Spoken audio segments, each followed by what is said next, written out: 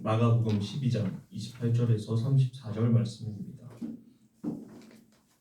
율법학자들 가운데 한 사람이 다가와서 그들이 변론하는 것을 들었다. 그는 예수가 그들에게 대답을 잘 하시는 것을 보고서 예수께 물었다. 모든 계명 가운데서 가장 으뜸되는 것은 어느 것입니까? 예수께서 대답하셨다. 첫째는 이것이다. 이스라엘아, 들어라. 우리 하나님이신 주님은 오직 한 분이신 주님이시다.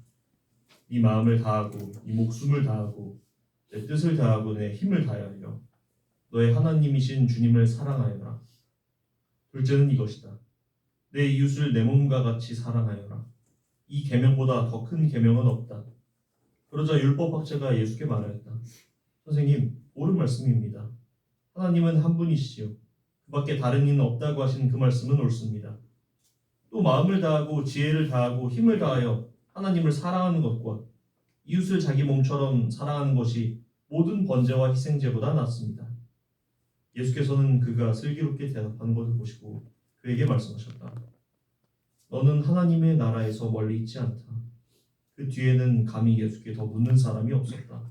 아멘. 이 말씀 따라서 지치지 않게 하시고 이 말씀 따라 사는 주님 나라에 서서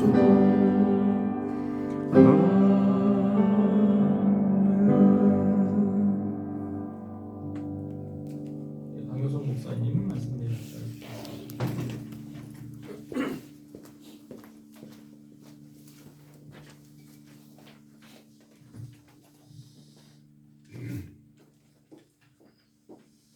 한 주 동안 평안을 하셨어요? 네. 언제나 하나님 아버지의 은혜와 평강이 넘치고도 풍성하신 그런 보름들 걸으시기를 빕니다. 오늘 우리 김영호 교수님도 함께 예배 자리에 참석해 주셨습니다. 반갑습니다. 우리 김희연 그 원장님께서는 다음 주 화요일 날 취임식이 있습니다. 그래서 지금 공적인 업무로 좀 바쁘시고 그러셔가지고 한 3주 정도 자리를 비우실 것입니다. 여러분들 크리스찬으로서 종종 이렇게 세상 사람들과 안 믿는 사람이나 또 신앙이 시작한 지 얼마 안 되는 사람들과 이렇게 그리스도에 관해서 진리에 관해서 토론하실 때가 있으시죠? 그럴 때 한참 토론이 잘 되다가 논쟁으로 이렇게 번지고 그러지 않으세요? 저는 제 친구랑 종종 그렇게 이제 얘기를 하는데 아마 그 친구에 대한 사랑이 좀 남달라서 그런가 그렇게 생각하기도 하고 또 제가 아직 미천해서 그런가 생각하기도 하는데 그 끝에 종종 이제 그 친구가 그렇게 얘기해요. 야, 긴 말이 이렇게 많어. 긴 말 말고 핵심 뭐야 핵심이? 말하고자 하는 게 뭐야? 이렇게 종종 묻습니다.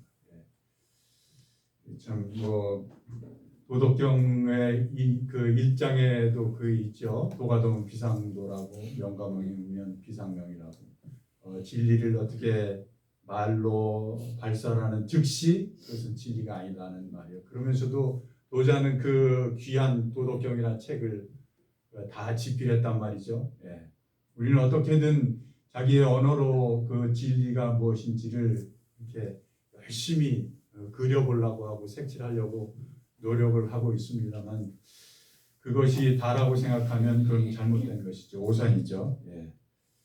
그렇습니다. 그렇듯이 우리도 언제나 그렇게 진정으로 핵심적인 게 뭐냐, 기독교에서 이 개신교에서 핵심적으로 우리가 추구할 게 뭐냐, 그런 것을 자꾸 추구하면서 사실은 성경의 이 66권도 다 그 핵심을 그것을 찾으러 가는 길이죠. 그 20세기의 유명한 신학자 틸리는 그것을 이제 궁극적인 관심이라고 그렇게 얘기를 했습니다. 궁극적인 관심. 그래서 종교라는 것은 인간이 그 궁극적인 관심에 사로잡힌 상태다 그렇게 얘기를 하죠. 그 궁극적인 관심에 사로잡히는데 사람이 대부분 그 이제 준궁극적인 것에 많이 눈이 가려지고 아직 영안이 뜨질 못해서 그 사로잡혀서 거기에 열심을 쏟고 있는 것이 우리 인생의 전반전이라 그렇게 볼 수 있습니다. 예. 그래서 오늘 본문은 사실은 그 궁극적으로 향하는 그 궁극적 관심으로 향하는 거의 행동 양식이라고 보셔도 될 것이고, 그리고 믿음의 대상으로는 우리가 궁극적인 관심을 끊임없이 찾아 지금 들어가는 것이라고, 우리 신앙생활의 걸음은 그렇다고 보시면 되겠죠. 그래서 궁극적으로는 크리스천들은 예수 그리스도, 저는 예수 그리스도 한 분만으로 충분합니다라고 그렇게 고백하면서 이 길을 걷는 사람들의 모임이다 이렇게 생각합니다. 근데 오늘 본문에서 앞절에는 사두개파 사람들이 나오는데요. 사두개파 사람들은 부활에 대해서 믿지 않는 사람들이죠. 그래서 부활에 대해서 예수님께 묻지 않습니까? 근데 예수님이 거기에 대해서 잘 대답을 하신 그것을 듣고 오늘 그 율법학자가 서기관 한 사람이 예수님을 찾아오는데, 마태복음에서는 다분히 적대적으로 예수님께 말을 걸었다고 나오지만, 오늘 마가복음 본문에서는 다분히 우호적으로 그렇게 예수님의 말씀하시는 것을 듣고 아마 그렇게 생각했던 것 같아요. 이분의 말씀이 나름대로 일리가 있네. 뭔가 제대로 알고 계시네 하는 그런 느낌이었겠죠. 그래서 예수님께 찾아와서 이렇게 묻는 것이죠. 선생님, 모든 계명 중에 첫째가 도대체 무엇입니까? 모든 계명이 많은데 618개나 그렇게 되는 계명이 있는데, 그 계명을 우리가 지키고 사는데 거기서 핵심 으뜸이 되는 계명이 무엇입니까? 라고 이렇게 묻는 것입니다. 예수님은 구약의 신명기 6장 4절을 이제 가져오셔서 그것을 예를 들어서 말씀을 그것을 인용해서 말씀을 하십니다. 그 6장 4절이라는 게 쉐마 이스라엘에서 이스라엘인들이여 들으시오라고 말씀하면서 이스라엘인들의 가장 엑기스적인 기도문입니다. 그 경문을 이스라엘인들은 이 경문을 손에도 붙이고 이마에도 붙이고 문설주에도 붙이고 그러면서, 그 의미는 아마 우리의 일거수일투족, 우리가 들숨과 날숨 사이에서조차도 하나님을 언제나 잊지 말고 생활해라 이런 의미겠죠. 그 말씀을 인용해서 첫째는 이것이니 주 곧 우리 하나님은 유일한 주시라. 너는 마음을 다하고 목숨을 다하고 뜻을 다하고 힘을 다해서 주 너희 하나님을 사랑하라. 이것이 첫째 되는 계명이라고 이렇게 말씀하십니다. 이것은 십계명의 전반부를 나타낸다고 이렇게 보시면 되죠. 나 외에 다른 신을 섬기지 말라, 우상을 만들지 말라, 내 이름을 망령되이 일컫지 말라, 나를 기억하고 잊지 말고 기억하고 기념하라. 이런 그 십계명의 전반부를 말씀해 주는 말이라고 볼 수 있습니다. 여기서 하나님의 첫째는 하나님의 유일성을 얘기해 주고 있는 것인데요. 오직 한 분이신 여호와시라, 하나님은 유일한 주시라라고 그렇게 말씀하고 있는데요. 하나님의 유일성을 천명해 주고 있는 것입니다. 사실 정상은 하나인데 사람의 입장과 삶의 자리와 그 시대와 환경과 여건에 따라서 정상을 올라가는 길은 다 다를 수 있습니다. 그 문화에 배태된 것에 따라서도 다 다를 수 있고 시대에 따라서도 다 다를 수 있는 것입니다. 그러나 정상은 오히려 유일한 우리의 하나님 그 곳이라는 것이죠. 그래서 각자가 처한 그 상황에서 다를 수는 있지만 자기 길만 옳다고 하는 배타주의적이고, 그리고 어떤 자기 신앙만, 자기 종교만 옳다고 하는 그런 경직된 자세는 사실은 엄밀히 말씀드리면 진정으로 예수 그리스도를 제대로 인카운터, 제대로 한번 만나는 사건이 깊이 아직 없었다는 소치인 것이죠. 아직 그 깊은 곳까지 다다르지 못했다는 소치인 것입니다. 그래서 구별의 능력은 우리가 필요하나 차별하지 않는 그런 전 우주를 품는 예수 그리스도처럼 그런 신앙관을 가지고 이 길을 걸어가야 된다는 것이죠.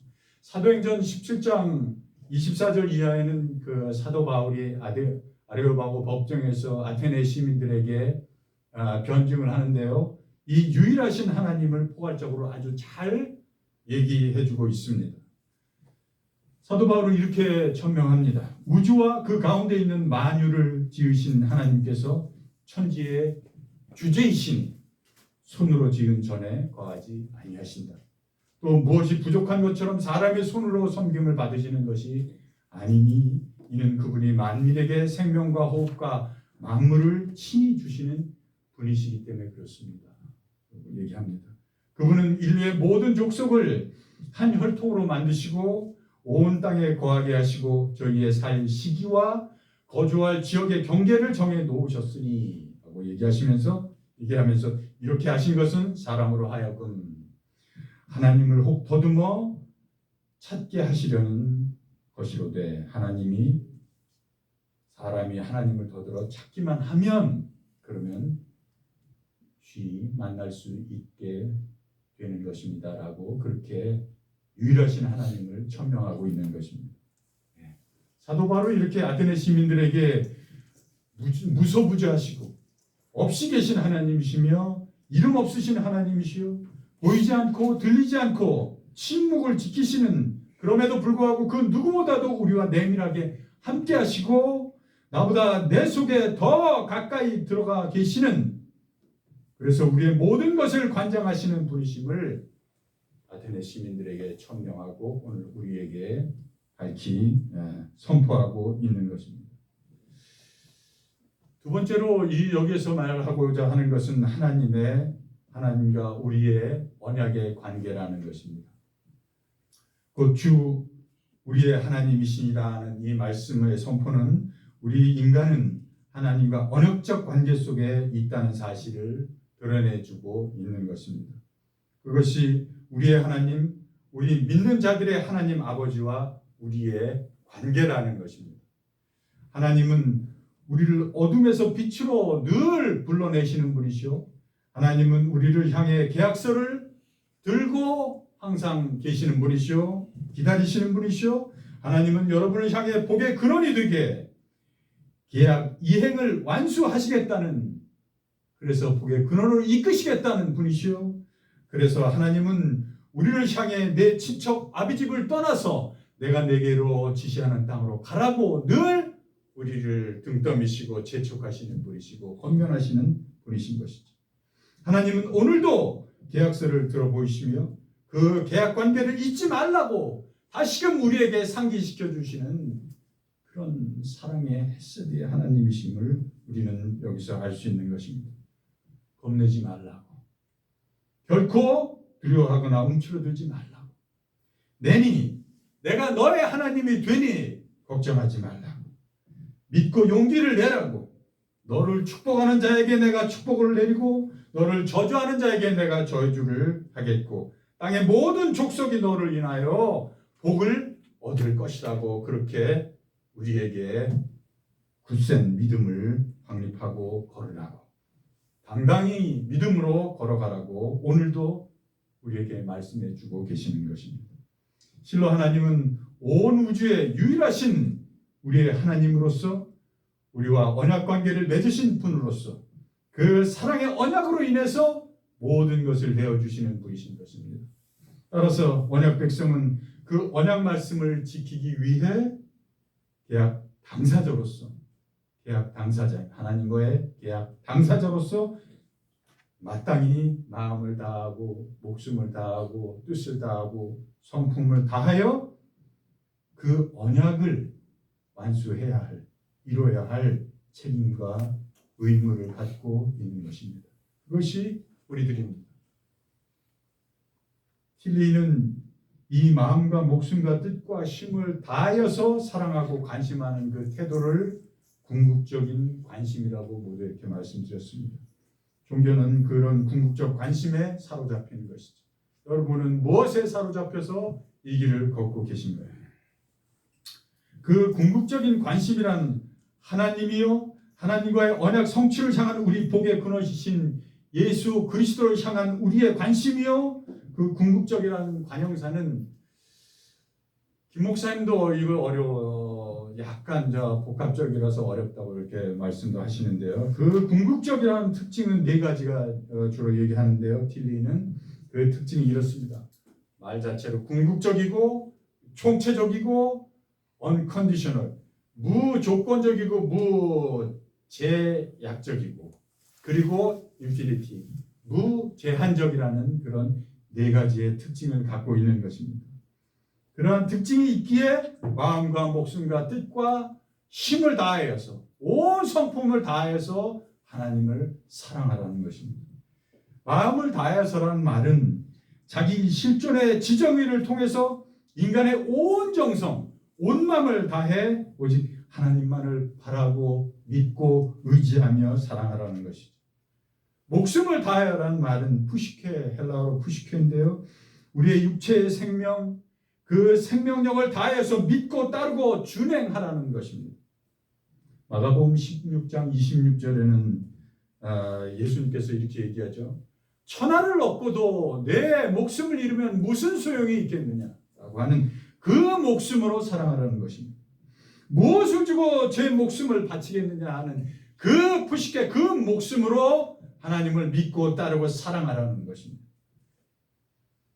세 번째로 뜻을 다하라는 말은 지적, 정서적, 감성적인으로 생각하는 능력과 이성의 밭에 계시로 미스터리한 그 하나님이 던져주시는 그 말씀을 온전히 우리의 내면화시켜서 얻어낸 명징한 우리의 여러분들의 존재 의미, 그리고 황홀한 이성 가운데 건져 올린 하나님의 사역과 나의 준행하는 일치, 그리고 분명한 이해력과 통찰적 직관이성으로 붙잡은 그 높고 숭고한 뜻을 다하여 살며 사랑하며 계약을 이행하라는 것이 그 말씀입니다. 마지막 네 번째로 힘을 다하라는 말은 하나님과의 계약 당사자요, 계약 상대인 인간이 갖고 있는 육체적, 정신적, 영적 온 힘을 다해서 전인격적 정성과 열정과 온갖 성실로서 하나님을 찾고 소망하고 믿고 받고 준행하고 이행하라는 것입니다. 이것이 유일하신 만유의 주되신 하나님과 복의 근원이 되게 하시겠다는 언약을 체결한 인간의 올바른 신앙의 자세라는 것입니다. 이것이 궁극적인 관심을 추구하는 그런 참된 성도의 바른 삶의 자세라는 것입니다.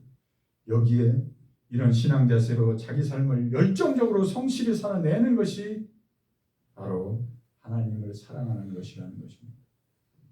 자식 키워보셔서 다 아시겠죠? 자식이 아버지를, 부모를 사랑하는 것을 여러분은 어떻게 보고 이해하고 계시나요? 자식이 사회적으로 잘 나가는 것이 부모 더할 나위 없이 좋겠지만, 그것보다도 1차적으로 아주 기본적인 것은 자식이 스스로 자기 삶에서 스스로 명랑하게, 소소하게 자기 삶을 충실되게, 성실하게, 열심히 살아내고 있다는 것을 부모가 봤을 때 흡족하지 않으세요? 네. 하나님도 마찬가지십니다. 하나님도 여러분이 소소하게 작은 것에서도 충실되게 하나님의 말씀으로 온전히 그리스도의 향기를 뿜어내며 순전하게 걷고 계실 때, 일상생활 속에서 하나님을 말씀을 가지고 내가 공부할 때, 그 일상생활을 진실되게 숭고하게, 때로는 고귀하게 숭고한 몸짓으로 만들어낼 때, 그때 그것이 하나님을 진실로 사랑하는 것입니다. 다른 건 없습니다. 무슨 커다란 위대한 일을 한다? 뭐 세상을 내가 온전히 뭐 대단한 인물이 되어서 세상을 밝히겠다? 예. 하나님은 그런 큰 것보다 1차적으로 자기 실존에서 존재론적으로 성실하게 말씀이 온전히 화육을 입어서 그 말씀을 묵상하며 그 말씀대로 순전하게 걸어가는 여러분들을 원하고 계신 것이죠. 그것이 하나님을 사랑하는 것입니다. 우리가 주어진 하루하루를 소망 중에 소소한 성실함과 충만함으로 거기에 기쁨 중에 명랑함으로 자유함으로 그렇게 깨어나고 살아가며 움직이며 존재할 때 하나님은 그것이 당신을 사랑하시는 것이라고 말씀하고 계시는 것입니다. 그 여정에서 생존을 위한 파닥거림이 아닌 무엇을 먹을까, 무엇을 입을까, 무엇을 마실까 생존을 위해서 파닥거리는 것이 아닌 성스러운 춤을 위해서 자연스럽게 몸을 자유롭게 유영할 때 하나님의 말씀 안에서 하나님의 진리 안에서 일상에서 그 성스러운 춤이 묻어 나올 때 비로소 여러분이 걷는 걸음걸음마다 그리스도의 향기가 퍼지게 되는 것입니다. 그것이 하나님을 진정으로 사랑하는 것입니다. 그때 예수께서 여러분에게 이렇게 말씀하시는 것입니다. 내가 하나님의 나라에서 멀지 않도록 부디 명랑하게 가벼운 마음과 기쁨과 평안으로 자유함으로 이 순례 여정길을 또박또박 자기 속도에 맞게 걸어가시는 복된 여러분들 되시기를 축원합니다. 기도하시겠습니다. 참 좋으신 하나님 아버지, 주님을 믿노라 하면서도 우리 내면엔 아직도 어둠과 부자유함과 자만심과 교만과 재물 권력을 향한 탐욕들이 시시때때로 우리의 신실하고자 하는 진실된 몸짓들을 가로막고 있습니다. 우리를 불쌍히 여겨 주시옵소서. 우리의 불신앙과 생존과 욕망을 향한 내면의 사망의 법과 꿈틀거림을 주님의 언약을 믿는 믿음과 용기로 넉넉히 이기게 은혜를 베풀어 주옵소서.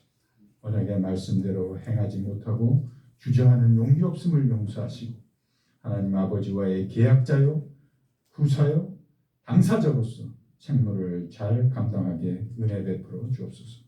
예수 그리스도의 이름으로 기도합니다.